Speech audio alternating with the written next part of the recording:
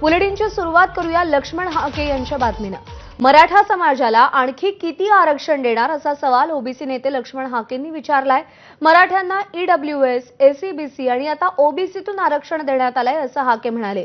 OBC जोडो अभियान यात्रा नांदेड जिल्ह्यातून सुरू होणार असल्याचंही त्यांनी जाहीर केलंय। 4 ते 5 टप्प्यात ओबीसी अभियान कार्यक्रम असेल असं ते म्हणाले। मराठे कुणबी ठरल्यास इतर सरपंच, नगरसेवक, महापौर होणार नाहीत असा दावा त्यांनी केलाय।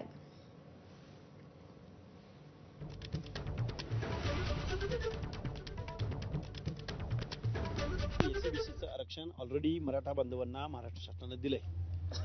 त्याचबरोबर देशाचे पंतप्रधान नरेंद्र मोदी साहेबांनी घटना दुरुस्ती करून इकॉनॉमिकल विकर सेक्शनमध्ये 10% आरक्षण दिलंय। ईडब्ल्यूएस पण घ्यायचं, एससीबीसी पण घ्यायचं आणि पुन्हा ओबीसी मधूनही आरक्षण मागायचं, म्हणजे घेतलंच आता ते। म्हणजे एका समाजाला किती ठिकाणी तुम्ही आरक्षण देणार आहात?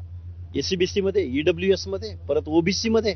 आणि ओबीसी मधलं आरक्षण गावगाड्यातला जो ओबीसीचा काही घटक सरपंच व्हायला लागला होता, पंचायती मेंबर व्हायला लागला होता, झेडपी मेंबर व्हायला लागला होता, नगरसेवक व्हायला लागला होता, एखाद्या शहरामध्ये महापौर व्हायला लागला होता, तो आता होणार नाही इथून पुढच्या कालावधीमध्ये। ओबीसीचं आरक्षण संपलेलं आहे।